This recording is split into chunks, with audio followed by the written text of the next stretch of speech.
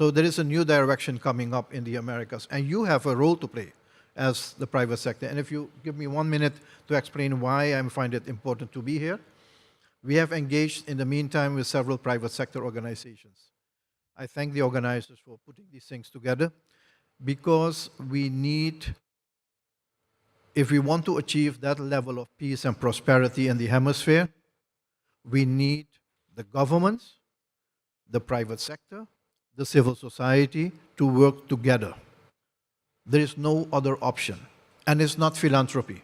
It's not corporate social responsibility when it comes to the private sector. See it as an investment in democracy, in human rights, in rule of law, in independent judiciary, because you benefit from it.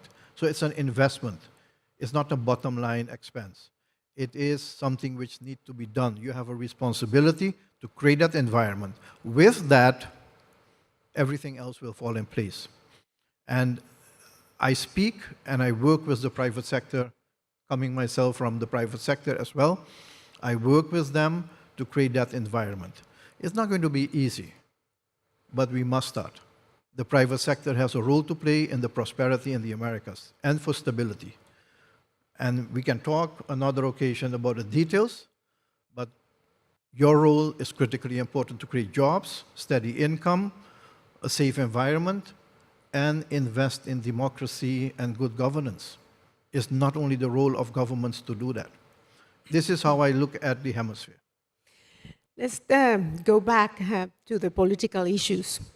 Mr. Secretary, to set the record straight, what is the value of the organization in times where people think that the OEA, I've said it so many times in Spanish, the OEA has become an irrelevant institution. Very recently, the Undersecretary, the Deputy Secretary of State, Christopher Landau, criticizing the role of the OEA for not taking action to, after the fraud in the presidential elections in Venezuela, asked this question to the General Assembly. What is the point of this organization?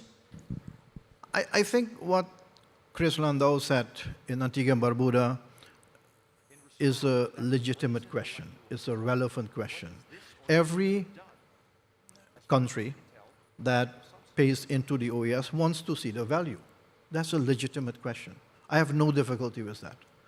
And I see it also, the countries are investing. They want to see what is the return on investment in terms of strengthening democracy, human rights, good governance, independent judiciary, development, security, and so on. The problem has been for the past decades that the OAS, the Organization of American States, have not told the story, because the OAS does a lot of good things. More than 350 election observations held in the past year. The stability you have in certain countries would not have been possible if the OAS did not contribute to that situation. You benefit from that. It is almost natural that you accept that, but it's not so easy. We are observing elections just now in Honduras this week. We have done in Ecuador. We have done in Bolivia. We're continuing in the Caribbean. 350 of those create, just one example. In the area of security, the amount of people trained to provide security and all of that, I can continue like that. We have not told the story about the OAS. So my job is now to make sure that the OAS comes closer to the countries, come closer to parliaments, come closer to the governments and to the people, so that everybody understands the value of the Organization of American States. On top of that, we are modernizing the OAS to make it more transparent, effective, higher delivery capacity, and so on. For that, we have internal reform processes already going on. Is the U.S. staying? The U.S., I'm happy you're raising this. They pay half of your budget. Yes, they are responsible for half of the budget. I can tell you, they have already paid a substantive amount of their arrears in the OAS in October. There is a promise made to me that before the end of the year, they will pay the rest. So yes, the OAS, the United States is paying. Second fact for the the relationship between the United States and the OAS, they appointed Leandro Resuto as the permanent representative to the OAS. They would not do that if they did not trust the OAS. I understand the skepticism sometimes about multilateralism. Also that we have made good inroads with the US administration. And as we speak, we are discussing all these problems. So they see the value of the OAS. Haiti, issues on Venezuela, issues with regard to elections. Tomorrow there is a special meeting called by the United States. If the United States did not believe in a multilateral environment, then they would not use that opportunity. They have called for a meeting to talk about the developments in Honduras. Elections are there in a week time.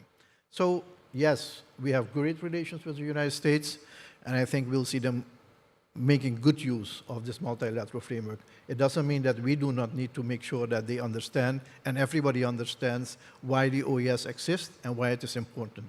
I can tell you one thing, if the OAS did not exist, we would have to invent it. We have to invent it because the problems which would be there for everybody would be massively greater. So we should be happy that we have an organization of American states. Mr. Secretary, my last question on Venezuela. What is your take on the military built-up in the Caribbean and the possible scenarios towards Venezuela? And a second question, if you will play a mediating role to solve this crisis, what will be your plan to have Edmundo González sworn in as president of Venezuela after having won the elections? The best success is when you do it silently, behind the scenes, and quietly. And so from that perspective, you will not hear me say too much because we are working on it.